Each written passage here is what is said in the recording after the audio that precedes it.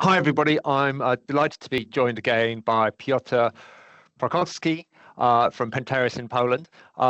Piotr talked to us before about some of the kind of general issues in Polish tax, which people looking to invest in Poland might be interested in, around things like the corporation tax rates, real estate tax, and some of the kind of tax saving opportunities which might be available for particular forms of businesses.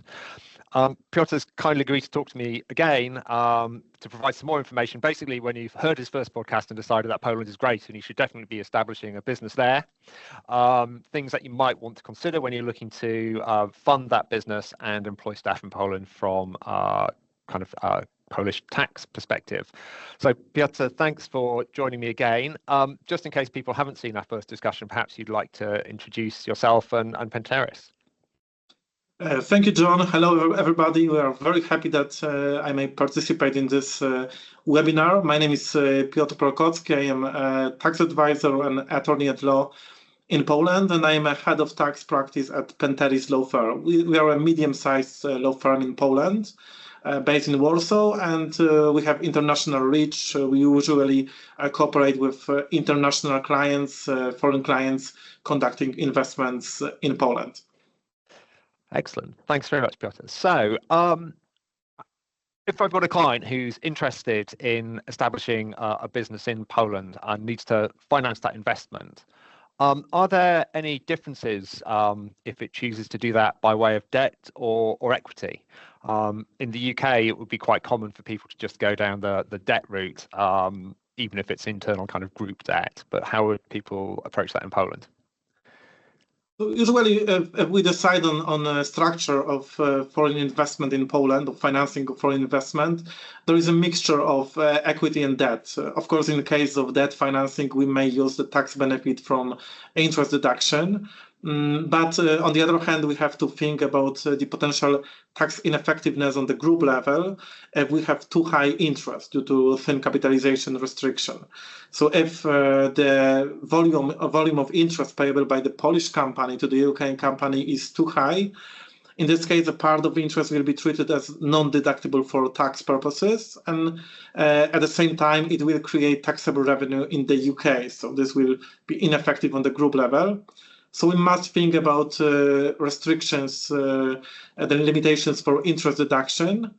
And based on that, so we have to establish the maximum potential loan principal amount, which is available for the Polish company. And is there a rough kind of rule of thumb as to what your debt equity ratios need to be, or is it very much dependent on the interest rates? It is much dependent on interest rates. In the past, we had rules which was a debt to equity ratio, but now we have two limits for interest deduction. One limit is 3 million zlotys, and this is an annual limit. And the second limit is 30% of so-called tax EBITDA. And each company in Poland may choose which limit is higher for that company and may apply the higher limit.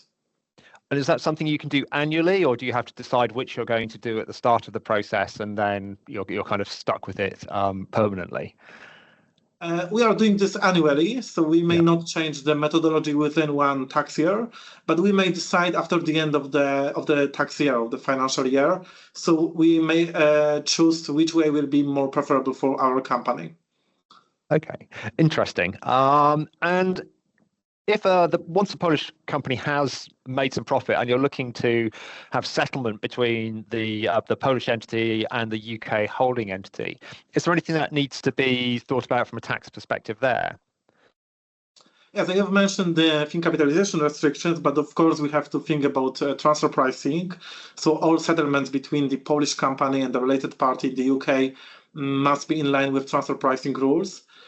We have certain so-called safe harbors in Poland, for example, a safe harbor for intra-group loans which do not exceed 20 million zlotys, so around 4 million pounds. In this case, we do not have to perform any benchmarking study, and we can establish the interest rate just based on the tax regulations available in Poland. And of course, we have to think about other factors, especially about building a proper shareholding structure. And we have to take care of the business substance of the company, which will be the recipient of dividend payments, interest payments, royalties. Because if we do not have a proper business substance, there will be no possibility to apply withholding tax exemption in Poland or reduced rate of withholding tax. Okay, and does withholding tax apply to dividends as well as loan interest, or is it just loan interest, that kind of thing? So we can see that the withholding tax applies to so-called passive payments from Poland to foreign entities, for example, to UK entities, like interest payments, royalties, dividends, and also to intangible services provided by foreign companies to Polish companies. Yeah. The good information is that although UK is no longer in the European Union, we still have an exemption from withholding tax to dividend payments from Polish companies to UK companies. So we can make such payment potentially free of tax. And this was previously based on the parent subsidiary directive, which is no longer binding between Poland and the UK, but now it is directly stated in the double tax treaty between Poland and the UK. Oh, that's good to know, because I know a lot of UK companies particularly value the ability to be able to move dividends around their groups without having to worry about withholding tax or having to pay tax generally, given that money's already been taxed once. And so the ways to transfer the profits generated by the Polish company, I guess we've probably already mostly discussed it. It is, it's dividends, royalty payments, interest, and then transfer pricing for the provision of goods and services. Yes, exactly. We have also some alternative ways to transfer profits, like, for example, maybe like transfer funds from Polish company to the UK company, for example, a voluntary redemption of shares, which means that we decrease the share capital of the company and transfer part of funds from Polish company to the UK shareholder. And this is not subject to withholding tax. So we may always think about alternative solutions. Okay, that's great. And moving on to the question of employees, which obviously is going to be very important because we'll need to have people actually doing the work in Poland. Are there any particular risks that UK companies should be aware of if they're looking to employ Polish staff? So if a UK company employ people directly in Poland, there is a risk that the UK company may create a so-called permanent establishment in Poland, PE. And I think this is also typical to UK, and it's similar in other countries. PE may be created even if the UK company does not have any officially registered branch or office in Poland, even if the company just uses employees working in home office model. And this means that the UK company will have to establish a tax result in Poland. If we have a tax profit in Poland, it will be subject to 9 or 19% of the corporate income tax in Poland, depending on the size of the company. Okay, so that's quite a big risk, and people will definitely, I would have thought, want to think about having a Polish subsidiary to deal with those Polish employees. The question of that kind of home office working model is an interesting one. Presumably this applies to direct employees, and if you have contractors in Poland who are providing services to you, not as an employee, but as a consultant or whatever, that won't carry the same risks of a permanent establishment. So in case of a UK company has contractors, so individuals running their own business, it may always create a risk of a permanent establishment because we have a constitution of so-called dependent agent, so a person who is authorized to represent the company and sign contracts on behalf of the company. So this may always lead to the PE, and PE is for the purpose of corporate income tax. We have also to think about VAT. In VAT, we have a fixed establishment. It is to some extent similar concept, but the definition of fixed establishment is different. And it may always also create it if the UK company employs people in Poland or cooperates with individuals based on business-to-business model. Okay, interesting. And then are there different forms of employment in Poland that people should be thinking of? So the standard form of employment in Poland is an employment contract. The drawback of this solution is comparably high taxation level because we have to apply tax scale. which means that we have two tax rates, 12% up to the amount of 120,000 zlotys per year, so around 25,000 pounds. And the excess over the amount of the equivalent of 25,000 pounds is subject to 32% personal income tax rate.